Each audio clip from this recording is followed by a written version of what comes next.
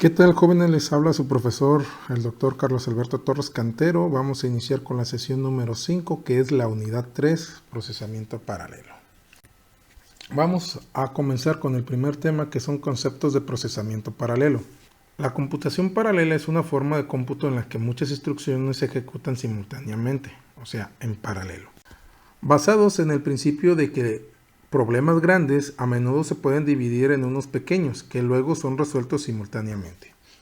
Hay varias formas diferentes de computación paralela. Lo podemos encontrar paralelismo a nivel bit, a nivel de instrucción, a nivel datos y a nivel de tareas.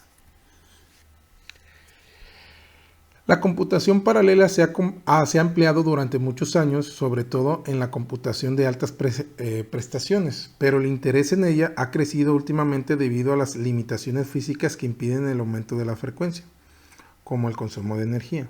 Por consiguiente, la generación de calor. Este problema constituye una preocupación en los últimos años.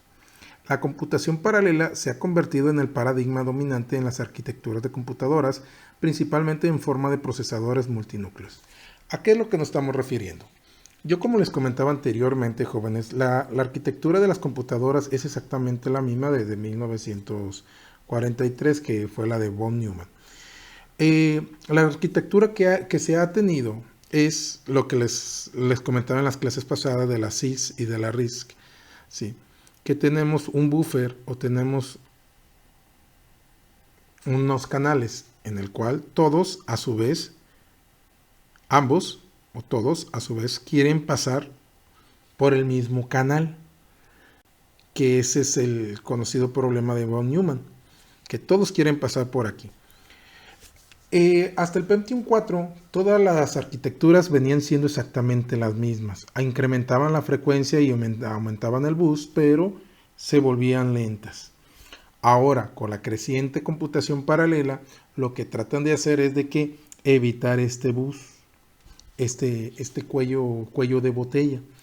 ¿Qué es lo que tratan de hacer? Como aquí es un envío de serie de datos y que pasan por el mismo canal, pues se amontonan y entonces la computadora se tiene que ir a estar leyendo la memoria y tiene que ir a estar leyendo el CPU y tiene que hacer varios movimientos, y por esa razón la frecuencia se tiene que incrementar para que lo haga mucho más rápido, pero al aumentar la frecuencia aumenta el movimiento, y al aumentar el movimiento o desplazamiento de las memorias, pues se incrementa el calor, ¿sí?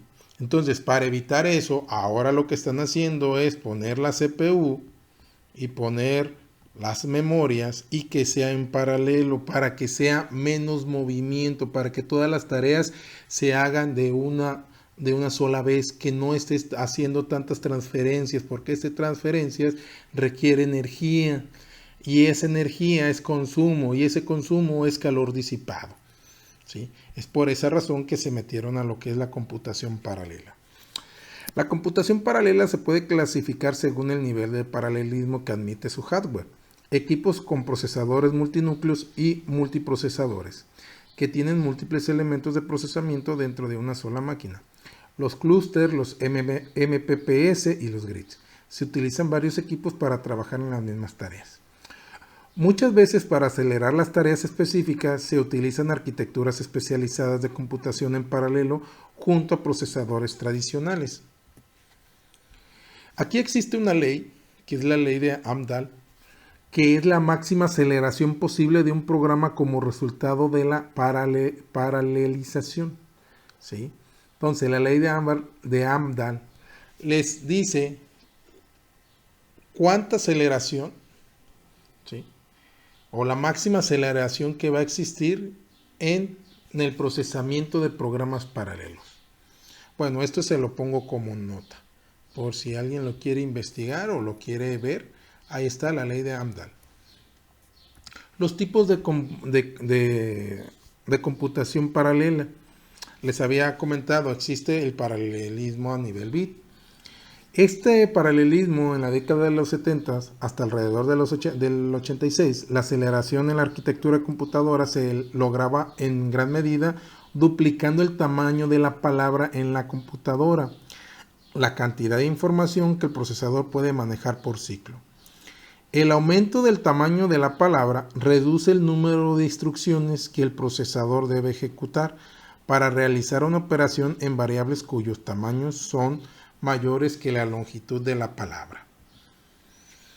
Por ejemplo, cuando un procesador de 8 bits debe sumar dos enteros de 16 bits, el procesador primero debe adicionar los 8 bits de orden inferior de cada número entero con las instrucciones de adición. A continuación, añade los 8 bits de orden superior utilizando las instrucciones de adición con acarreo que tienen en cuenta el bit de acarreo de la adición de orden superior. En este caso, un procesador de 8 bits requiere dos instrucciones para completar una sola operación, en donde un procesador de 16 bits necesita una sola instrucción para completarla. ¿Esto qué quiere decir? Que históricamente los microprocesadores de 4 bits fueron sustituidos por unos de 8 bits y luego por 16 y luego por 32. Ya están viendo la tendencia, ¿verdad? Esta tendencia general llegó a fin a las instrucciones del procesador de 64 bits. Lo que ha sido un estándar en la computación de propósitos generales durante la última década. Ustedes lo van a ver como x64 o x86. ¿Sí? Esos son, si ustedes se meten a su sistema, van a ver un x64 y x86. Ahorita ya van en x64, que bueno, ya es una tecnología. Acuérdense que en las clases pasadas estábamos hablando de la CIS y de la RISC, en la cual son arquitecturas que utilizan para hacerlo más rápida la computación. Ahora, el paralelismo a nivel instrucción es un programa en una computadora que en esencia es una secuencia de instrucciones que ejecuta un procesador.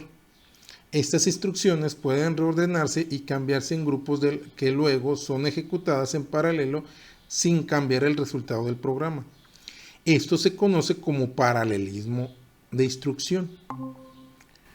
Los avances en el paralelismo a nivel de instrucción dominaron la arquitectura de computadoras desde los mediados de los 80s hasta los mediados de los 90s. ¿Sí?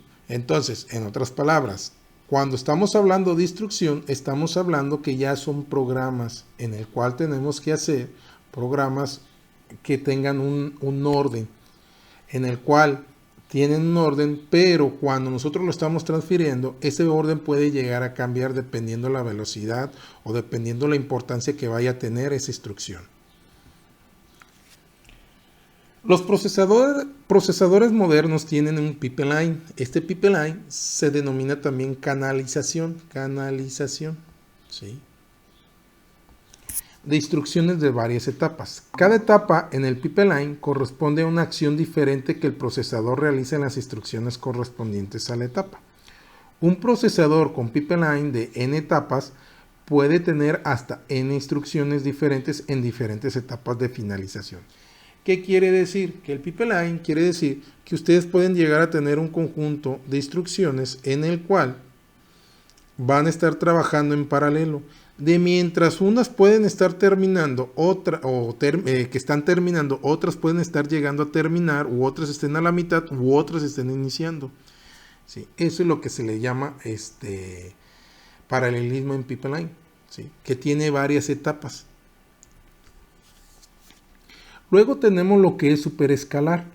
Es el término utilizado para designar un tipo de arquitectura de procesadores capaz de ejecutar más de una instrucción por ciclo.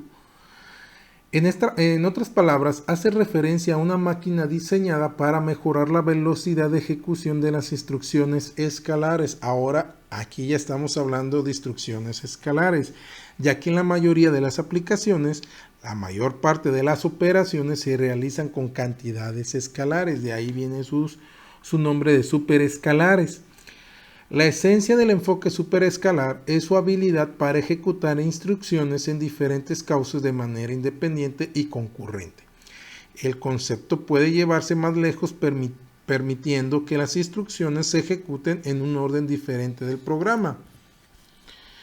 Un procesador superescalar con pipeline de 5 etapas capaz de ejecutar 2 instrucciones por ciclo.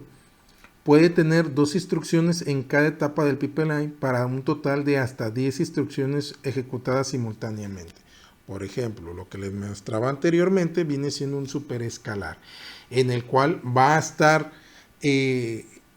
ejecutando 10 instrucciones por ciclo. Ya no es una sola instrucción, ¿sí? Ya son 10 instrucciones. Para eso es el paralelismo. Para que en vez de que solamente vaya una sola instrucción y se regrese, sea bidireccional y esté haciendo el acarreo una y otra vez, porque esto representa gasto de energía y por ende calor, y si nosotros tenemos calor ocupamos un enfriamiento mayor.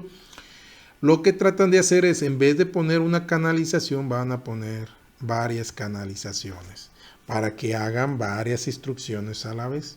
Y como la mayoría de aplicaciones utilizan escalares u operaciones con escalares, pues va a ser mucho más sencillo y mucho más rápido. La clasificación de las arquitecturas, la más relevante e importante es la de la taxonomía de Flynn, ¿sí? Que es una arquitectura que está basada en las clasificaciones atendiendo el flujo de datos e instrucciones en un sistema. Flujo de datos e instrucciones en un sistema. Un flujo de instrucciones es el conjunto de instrucciones secuenciales que son ejecutadas por un único procesador. Y un flujo de datos es el flujo secuencial de datos requeridos por el flujo de instrucciones. La taxonomía de Flynn propuso las siguientes categorías o clases de computadoras. Tenemos primeramente el SIST, que es la secuencia de instrucciones y secuencia de datos. Es un único procesador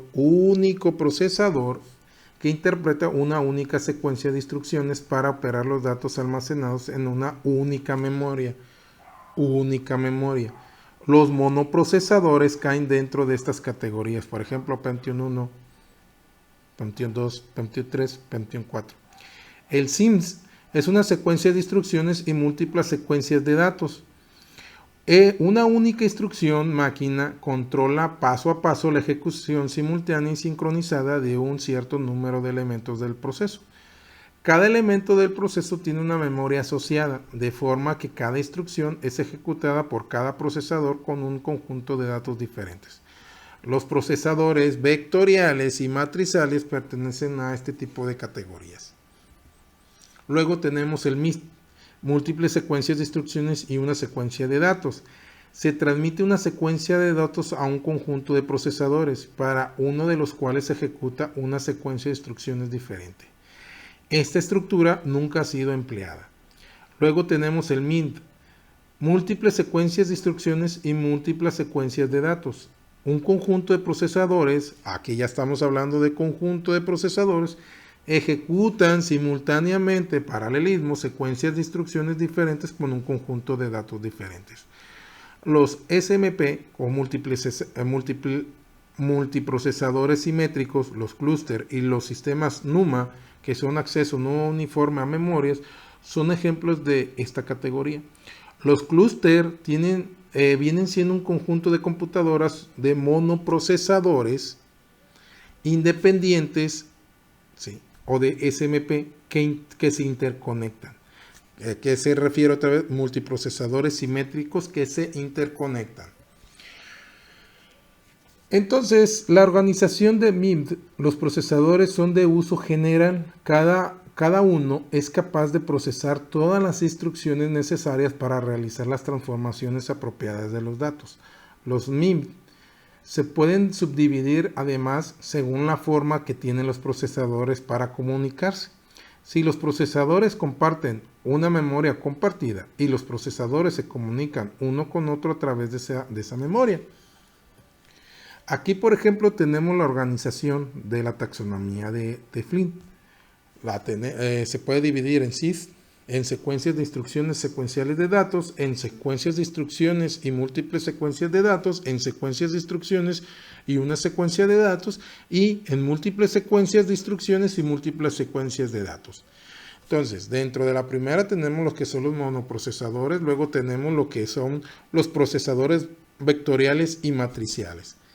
Luego, en lo que es los MID, que es la tecnología que ahorita estamos utilizando o que se utiliza en las computadoras, es memoria compartida, que puede ser fuertemente acoplada o débilmente acoplada.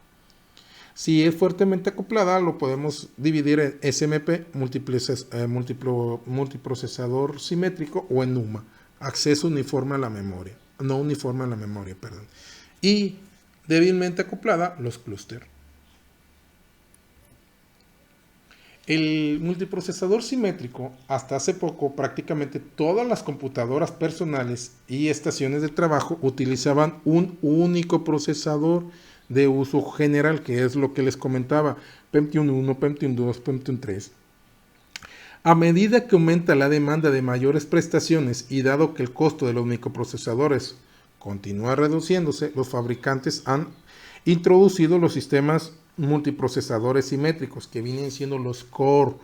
Acuérdense que empezaron, después del Pentium 4, empezaron a salir los Core Duo, o 2 núcleos, ¿sí? O ahora ya tenemos 4 núcleos, 8 núcleos, ¿sí? A esos ya es multiprocesador. Este término se refiere a la arquitectura hardware del cómputo, ¿sí? Y también al comportamiento del sistema operativo que se utiliza en dicha arquitectura. ¿Sí? Aquí ya estamos utilizando multiprocesadores, que vienen siendo las nuevas tecnologías. ¿Y cómo se utiliza un multiprocesador? Ahorita lo vamos a ver más adelante. Pueden definirse como un computador las siguientes características, del multiprocesador simétrico. Cuando hay dos o más procesadores similares de capacidades comparables, ¿sí? Así se puede definir. Esta es la primera. La segunda, estos procesadores comparten la memoria principal y las entradas y salidas están interconectadas mediante buses u otro tipo de sistemas de interconexión, de forma que el tiempo de acceso a memoria es aproximadamente el mismo tiempo para todos los procesadores. Todos los procesadores comparten los dispositivos de entrada y salida bien a través de los mismos canales o mediante canales distintos que proporcionan caminos de acceso al mismo dispositivo. Luego, otra computadora que se puede definir como SMP. Todos los procesadores pueden desempeñar la misma función. De ahí el término simétrico. No es de que este procesador me sirve solamente, por ejemplo, lectura de memoria, o este microprocesador solamente me sirve para lectura del teclado o de la pantalla o de salida o de entrada de hardware. No. Para que esté dentro de la clasificación de SMP, que es multiprocesador simétrico, los procesadores que tengan van a desempeñar las mismas funciones, no es de que lo voy a separar, no. Y por último, el sistema está controlado por el sistema operativo integrado que proporciona la interacción entre los procesadores y los programas a nivel de trabajo, tareas, ficheros y datos. Estos 5 puntos son los que definen una computadora, ¿sí? De multiprocesador simétrico. El significado del último punto anterior, que es el 5 que les comentaba, anteriormente corresponde a una de las diferencias con los sistemas de multiprocesador débilmente acoplado, tales como los clústeres, ¿sí? Por esa razón les está diciendo, es la diferencia que va a existir, ¿sí? En los clústeres, que también los pueden llamar como racimos, son varios procesadores únicos, en el cual ahí van a tener la división. Ahí solamente va a tener funciones específicas. No funcionan para lo mismo. Bien, el diagrama genérico de lo que les he comentado como conclusión o como resumen es que cuando nosotros tenemos el paralelismo, chequen aquí, es aquí vamos a tener muchos procesadores, vamos a entrar múltiples entradas y salidas y vamos a tener memorias principales. Y ese es el paralelismo. Ya no tenemos un solo procesador y que está conectada a los periféricos, y ese también está conectado a la memoria y que es solamente un canal. No, ahora tenemos una red de interconexión en el cual todos los microprocesadores pueden estar conectados aquí, igual a las mismas tareas de entradas y salidas, igual a la memoria. Esto lo que va a hacer es aumentar la velocidad. aumenta la velocidad. ¿Por qué? Porque las tareas y trabajos e instrucciones no se van a esperar a que la siguiente, la siguiente, la siguiente, como que si fuera una cola o una fila, ¿sí? Como en la de las tortillas, no. Así como van llegando, si llegan todos al mismo tiempo, se atienden a todos al mismo tiempo. Ese es el diagrama genérico del multiprocesador fuertemente acoplado. O si lo quieren ver como un simétrico, es exactamente lo mismo. Aquí tenemos el procesador, aquí está la canalización o el bus, ¿sí? Ese es el bus y aquí tenemos diferentes procesadores. Aquí tenemos la memoria caché en el cual cada uno va a tener su propia memoria y va a estar interconectada al bus. Y ese bus obviamente que va a ir directamente a la memoria. Y si nosotros tenemos diferentes adaptadores de entrada y salida, al mismo tiempo pueden estarse ejecutando. Y este sería un diagrama de multiprocesador simétrico, que tienen que estar trabajando o que tienen la misma oportunidad de trabajo. Bueno, eso es todo por hoy, jóvenes. Les agradezco. Nos vemos.